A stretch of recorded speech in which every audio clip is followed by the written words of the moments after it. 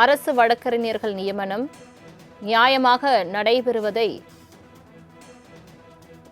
காட்டுகிறது என்று தெரிவிக்கப்பட்டிருக்கிறது. தொடர்பான மேலும் விவரங்களை தருவதற்காக செய்தியாளர் கிருஷ்ணமூர்த்தி இணைப்பில் இருக்கிறார். கிருஷ்ணமூர்த்தி, வணக்கம். முழு விவரங்கள் என்ன? வணக்கம். சட்டமன்ற தேர்தலுக்கு பிறகு ஆட்சி மாற்றம் ஏற்பட்டதை சென்னை உயர்நீதிமன்றம் மற்றும் கீழமை நீதிமன்றங்களில் அரசு வழக்கறிஞர்களை நியமிக்க அரசாணை பிறப்பிக்கப்பட்டு தற்காலிக அடிப்படையில் நியமிக்கப்பட்டு வருகிறார்கள். இந்த நியமனங்களுக்கு தாவேகா கட்சி நிர்வாகிகள் 5 லட்சம் முதல் 30 லட்சம் ரூபாய் வரை லஞ்சம் பெற்று நியமனங்களை செய்து வருவதாக விழுப்புரம் மாவட்டம் சாலமேடு பகுதியைச் சேர்ந்தவரும் தமிழக வெற்றி கழகத்தின் வழக்கறிஞர் அணி இணைச்செயலருமான ஞானசௌந்தரி வழக்கு தாக்கல் செய்திருந்தார். அவரது மனுவில் தாவேகா கடலூர் மாவட்ட செயலாளர் மோகன்ராஜ், மாவட்ட ஆட்சியர், தாவேகா பொதுச் செயலாளரும் அமைச்சருமான என் ஆனந்த், முதல்வர் விஜய் ஆகியோரை எதிர்மனதாக சேர்த்திருந்தார்.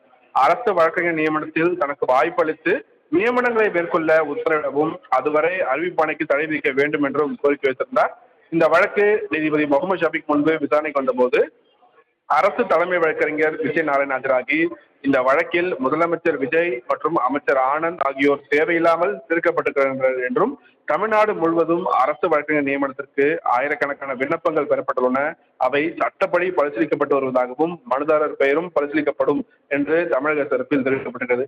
இதையடுத்து செய்தித்தாள்களில் தலைப்பு செய்தியாக வேண்டும் என்பதற்காக முதலமைச்சர் மற்றும் அமைச்சர் ஆகியோர் எதிர்மனதாக சேர்க்கப்பட்டிருக்கலாம் என கூறிய நீதிபதி, தற்காலிக அரசு வழக்கறிஞர் நியமனத்தில் திமுக மற்றும் அதிமுக வழக்கறிஞர்கள் பரிசீலிக்கப்பட்டுள்ளதாக மனுதாரரை கூறும் நிலையில் இதில் எப்படி பாரபட்சம் காட்டப்பட்டது, அது அனைத்து நியாயமான நடைமுறையை காட்டுவதாக குறிப்பிட்டிருக்கிறார்.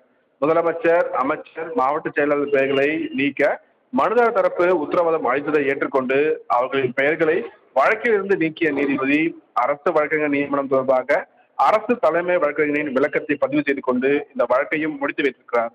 சலோமி, தங்களின் முழு விவரங்களுக்கு நன்றி கிருஷ்ணமூர்த்தி.